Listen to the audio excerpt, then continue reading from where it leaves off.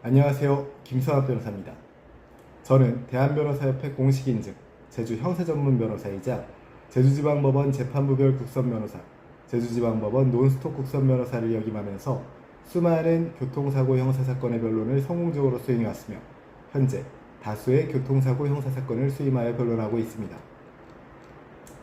교통사고는 누구에게나 발생할 수 있지만 그 중에서도 12대 중과실 교통사고는 법적으로 매우 엄격하게 다루어지는 유형입니다. 일반적인 교통사고와 달리 종합보험에 가입되어 있더라도 형사처벌을 피하기 어려운 경우이기 때문입니다. 따라서 12대 중과실 사고 혐의를 받는 경우에는 사건 초기부터 신중하고 전략적인 대응이 필요합니다. 오늘은 제주 교통사고 변호사의 시각에서 12대 중과실 교통사고의 의미와 함께 현실적으로 선처를 받을 수 있는 방안을 자세히 설명드리겠습니다. 12대 중과실 교통사고란 교통사고 처리 특례법에서 정한 중대한 교통법규 위반 행위로 인해 발생한 사고를 의미합니다. 대표적인 12대 중과실 유형은 다음과 같습니다. 신호 위반, 중앙선 침범, 속도 위반, 음주운전, 무면허 운전, 보행자 보호 의무 위반, 어린이 보호구역 사고, 철길 건널목 통과 방법 위반 등이 있습니다.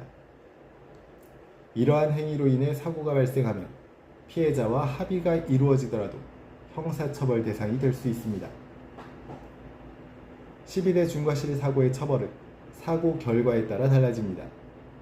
단순 상해의 경우에는 벌금형 또는 금고형이 내려질 수 있으며 중상해의 경우 금고형이 내려질 가능성이 높고 집행유예 가능성이 다소 존재합니다. 사망사고의 경우 금고형의 실현 가능성이 매우 높기 때문에 빠른 합의가 필요합니다.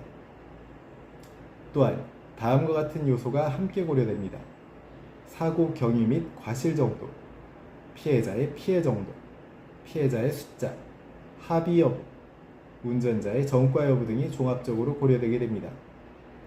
따라서 동일한 사고 유형이라도 대응 방식에 따라 결과가 크게 달라질 수 있는 것입니다. 12대 중과실 교통사고 선처를 위한 핵심 방안으로는 우선 피해자와 신속한 합의를 할 필요가 있습니다.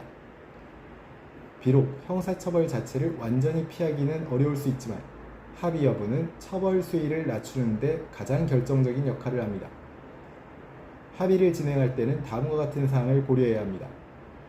적절한 합의금을 산정하고 피해자의 치료 상황을 반영하며 처벌 불원서를 확보할 필요가 있습니다. 특히 합의 과정에서 피해자의 감정을 고려한 신중한 접근이 필요합니다. 두 번째는 피해 회복을 위한 적극적인 노력을 할 필요가 있습니다. 법원은 피고인이 피해 회복을 위해 얼마나 노력했는지를 중요하게 판단합니다. 다음과 같은 조치는 긍정적인 요소로 작용할 수 있습니다. 치료비를 선지급하고 추가 보상에 대한 추가 손해에 대한 배상을 진행하고 피해자에 대한 지속적인 사과 등을 표한 경우가 있다면 이와 같은 조치들은 긍정적인 요소로 작용할 수 있습니다. 다음으로 사고 경위에 대한 객관적 자료를 확보할 필요가 있습니다. 블랙박스 영상, CCTV 자료, 목격자 진술, 사고 현장 사진 등을 신속하게 확보해야 합니다.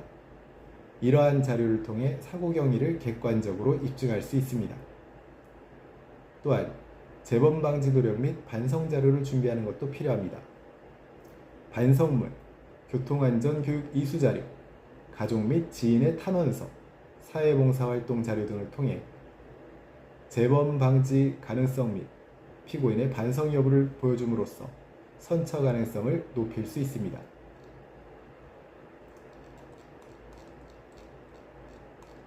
12대 중과실 교통사고는 법적으로 매우 엄격하게 처벌되는 사건이지만 피해자와 합의, 피해 회복 노력, 반성 및 재범 방지 노력 등을 통해 선처 가능성을 높일 수 있습니다.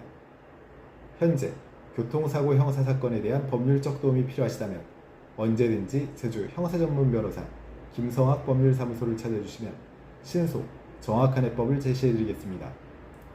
조금이나마 도움이 됐으면 합니다. 감히 최고라고 자부할 수는 없지만 여러분의 권리를 지키고 항상 최선의 결과로 만족을 드리는 제주 형사전문 김성학 변호사입니다. 감사합니다.